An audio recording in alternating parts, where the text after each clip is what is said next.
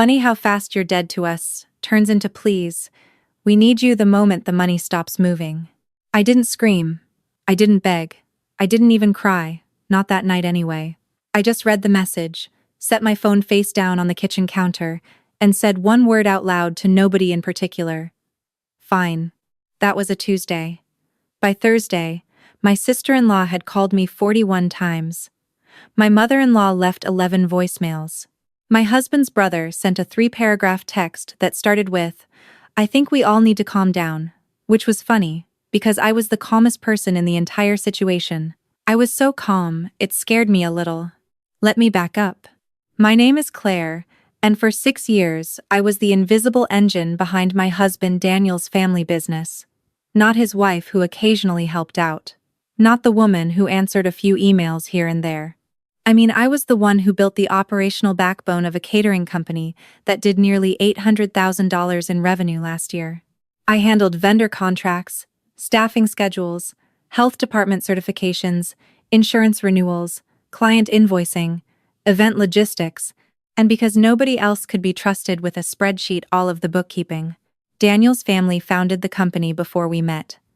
His mother, who I will call my mother-in-law, was the visionary. His sister, who I will call my sister-in-law, was the face. His brother handled what he called business development, which mostly meant he showed up to tastings and shook hands. And Daniel's sweet, well-meaning Daniel, who I love with my whole heart, was caught in the middle of all of them, the way middle children always are. When I came into the picture, I was a project manager at a logistics firm. I knew how to build systems. I knew how to talk to vendors. I knew how to read a contract and find the paragraph that would cost you $40,000 if you missed it. Within 8 months of joining the family business in an unofficial capacity, I had restructured their vendor relationships, renegotiated their primary supply contract, and turned what had been a disorganized local catering operation into something that could actually scale. My mother-in-law thanked me once. Just once. It was at Thanksgiving, 2 years in, and she said, "Claire has been a real asset. Like I was a piece of equipment. Like I was a very useful refrigerator." I told myself it didn't matter. Daniel knew what I contributed. That was enough. Except it was never enough, because the requests never stopped growing. It started with reasonable things. Can you review this contract before we sign? Can you handle the vendor call? You're better at this than we are. Can you come in Saturday to help prep for the Henderson event? Then it became, we need you to take over all client communication. We need you to redesign the scheduling system. We need you to be on call during every event in case something goes wrong. And I did all of it. I did all of it because it was Daniel's family, and you do things for family. What I did not do, and this matters, was sign any of it away. Every contract I managed was in my name or jointly in mine and Daniel's. Every vendor relationship I built through my professional network. The insurance broker was a contact from my previous job. The primary food supplier had extended us favorable terms because of a relationship I had cultivated over 2 years of consistent, professional communication. The staffing agency we used for large events? I had negotiated a priority placement agreement that no other catering company our size had access to. I mention this not to brag. I mention this because it becomes very important later. Things changed about 8 months ago. The company had a rough quarter. 2 large events fell through due to client cancellations, and the kitchen equipment needed a significant repair that ate into the reserve fund I had built. My sister-in-law decided, with the full support of my mother-in-law, that the solution was to expand into a second location, a bigger kitchen space, more staff, a push into corporate event catering. I ran the numbers. I ran them twice. I presented a 14-page analysis at a family meeting that Daniel and I drove 40 minutes to attend on a Sunday afternoon. My conclusion was clear. The timing was wrong. We didn't have the cash reserve to absorb a second location's startup costs while also managing the existing operation's thin margins. We needed 6 more months, minimum, to stabilize before expanding. My mother-in-law listened to the entire presentation. Then she looked at my sister-in-law and said, "What do you think, sweetheart?" And my sister-in-law said, "I think we should move forward. I've already been talking to a space in Riverside." She had already signed a letter of intent, without telling me, without telling Daniel. I found out later she had been in conversations with the Riverside landlord for 3 weeks while I was preparing that analysis. The presentation wasn't a decision-making meeting, it was theater. They had already decided, and they brought me in to make it look like they had considered the numbers. I went home that night and told Daniel what I thought. He agreed with me. He said he would talk to his mother. He talked to his mother, and nothing changed. The next 3 months were the most stressful of my professional life.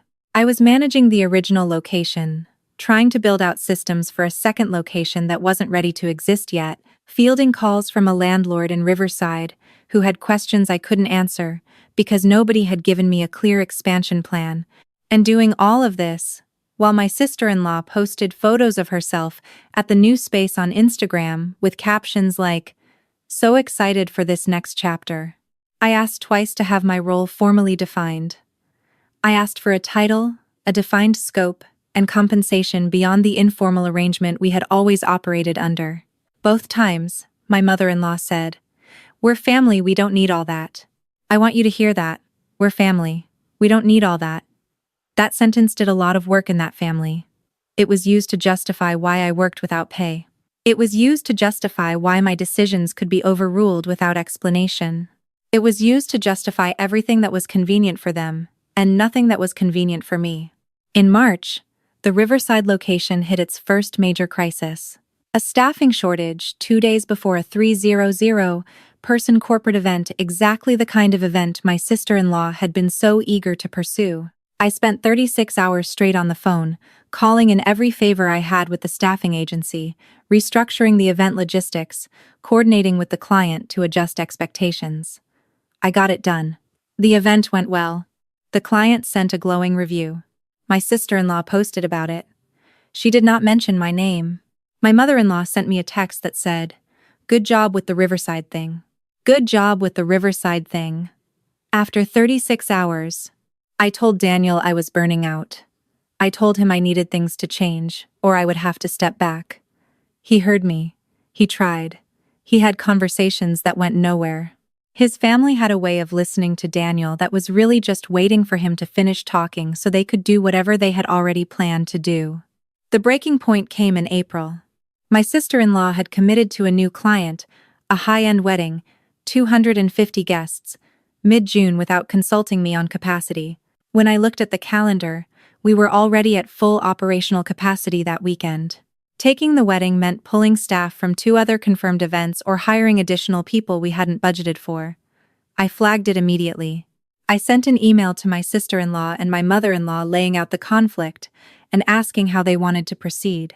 My sister-in-law replied to my mother-in-law in a forwarded email that she forgot or didn't bother to remove me from. It said, "She's being so negative about everything lately. I'm tired of Claire acting like she runs this place." My mother-in-law replied, "I know. We need to talk about restructuring her role." I sat with that email for 4 hours. Then I forwarded it to Daniel. He was quiet for a long time. Then he said, "I'll call my mom." He called his mom. And whatever was said on that call, the result was an in-person meeting the following Saturday, at the family home, where my mother-in-law sat across from me at the kitchen table and told me that they had decided to bring in an outside operations manager to take things in a new direction. She said it like she was doing me a favor, like this was a relief I should be grateful for. I asked if this meant they no longer needed my involvement. She said, "We think it's time for you to focus on your marriage and let the business be the business." My sister-in-law, who was sitting at the same table, did not look at me once during this conversation. I nodded. I said I understood. I asked if they wanted to discuss transition timelines. My mother-in-law said, "We'll reach out when we're ready to discuss the details." And then, and I want you to understand that I am not exaggerating. She stood up and walked to the kitchen to start making coffee. The meeting was over. I had just been fired from a job I had never officially been hired for, and she went to make coffee. Daniel drove us home in silence. When we got inside, he sat down on the couch and said, "I'm so sorry." And I believed him. I believed he was sorry. But sorry doesn't restructure a vendor contract. That night, I sat at my desk and I made a list. A very calm, very organized list. Everything that ran through me, every vendor relationship, every contract, every agreement, every system, every password. And then I thought about something my old colleague Marcus had told me years ago when I was helping him navigate a bad business partnership. He said, if they want a clean exit, make sure they actually get one. I didn't do anything dramatic. I didn't send a long email. I didn't call anyone and announce my intentions. I simply began the process of a clean exit. The staffing agency agreement was in my name. I contacted my representative there and let her know I was transitioning out of my role and that any future requests from the company would need to go through the standard new client onboarding process. No priority access. No existing relationship pricing. The primary food supplier contract was set to renew in 6 weeks.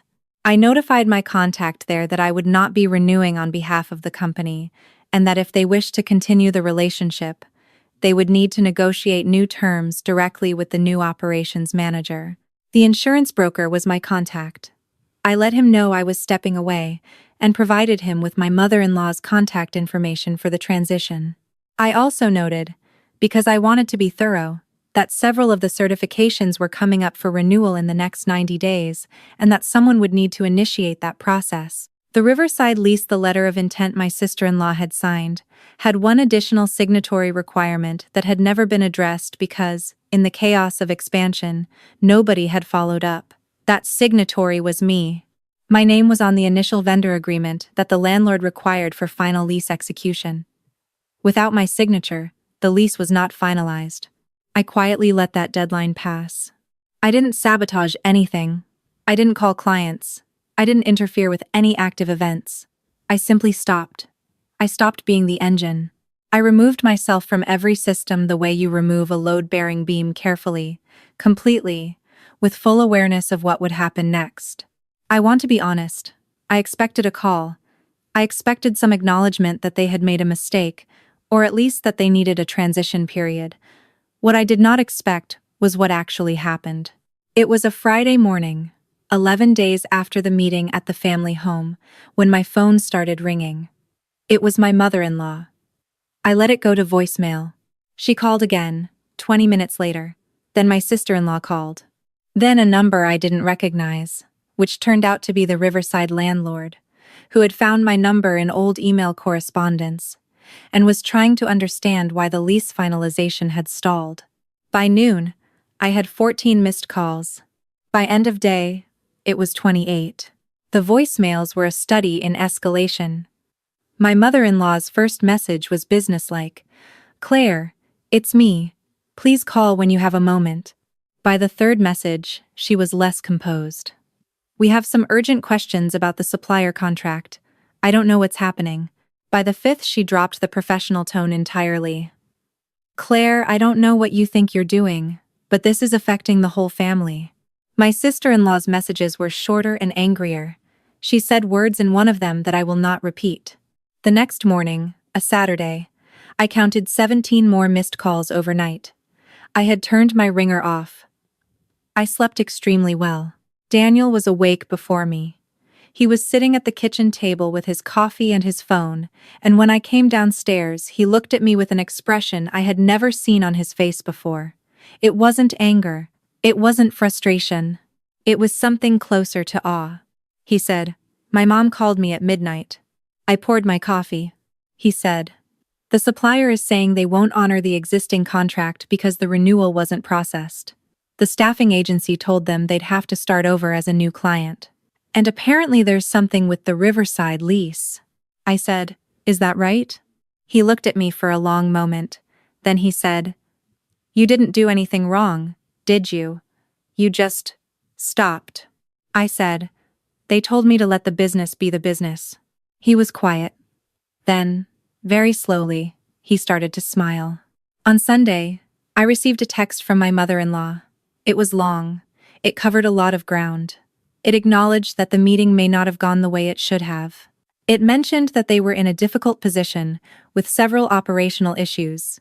It asked if I would be willing to have a conversation about what it would look like for me to stay involved. I read it twice. I thought about 36 hours on the phone for the Riverside event. I thought about the Thanksgiving where I was called a real asset. I thought about the forwarded email. She's being so negative. I'm tired of Claire, acting like she runs this place. I typed back 3 sentences. I said I appreciated her reaching out. I said I wished the business well. I said I hoped the new operations manager was settling in well. I did not offer a phone call. I did not offer a meeting. I did not leave any door open, because I had seen what happened when I left doors open in that family. Someone walked through and rearranged all the furniture without asking. My mother-in-law called Daniel 17 times that day. On Monday morning, the family's attorney, a man I had met twice at company events, emailed me. The email was careful and professional.